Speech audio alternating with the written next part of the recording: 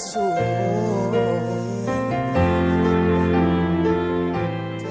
Kwenye sala kuna aina ya nguvu tunayoita dunamis power. Hii ni nguvu ya kufanya vitu vitokee. Yesu Kristo anawaambia wanafunzi wake kwenye Matendo 1:8, anasema mtapokea nguvu Roho Mtakatifu akishawajilia. Hii nguvu anayoizungumza hapa dunamis ni ya kusukuma vitu vitokee. Kama ni biashara inasukumwa itokee, kama ni ndoa inasukumwa iende sawa, kama kuna baadhi ya vitu viendi vizuri, kama ni project zimekwama njiani, hii nguvu ikija inasukuma vitu fulani vitokee. Akasema msiende kushuhudia kwanza, msiende kutembea kwanza, akasema mtapokea nguvu. Hii ni Matendo ya Mitume 1:8. Matendo ya Mitume 2:1 wanapokea hiyo nguvu.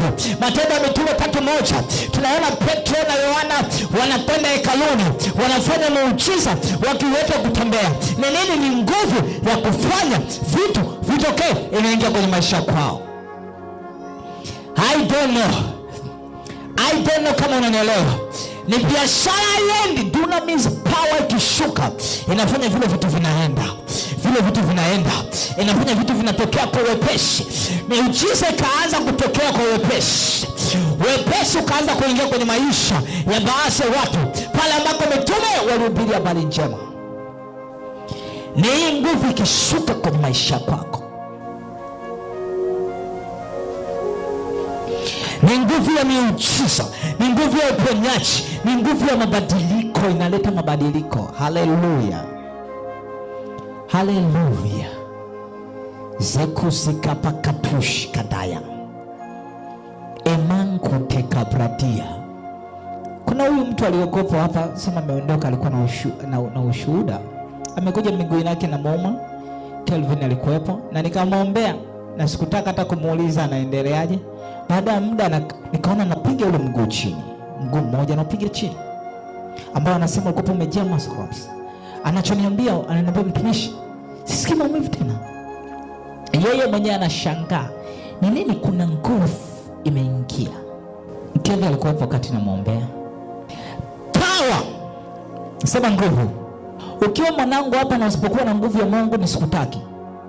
Niwe tu mkweli, nisikutaki. Kwa nini una nguvu ya Mungu? Kwa nini unaniga usiku?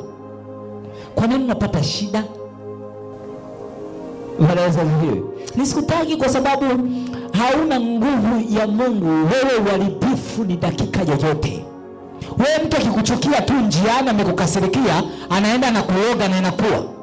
Na amekukasirikia tu unavyotembea. Na amekukasirikia tu jinsi unavyoonekana. Sio mtoto hapa, havitaki kwenda hivyo. Hii tunaita ni dunamis. Pokea dunamis katika jina la Yesu. Nguvu ambayo itafanya vitu vyako vikaenda katika jina la Yesu. Ukifanya biashara itaenda katika jina la Yesu. Chochote kwenye maisha yako kitaenda katika jina la Yesu. Kwa sababu kuna uwepo wa Mungu na nguvu ya Mungu ambayo inafanya vitu vitokee. Nisikia wanafunzi wa Yesu wanatembea kwenye hizi nguvu.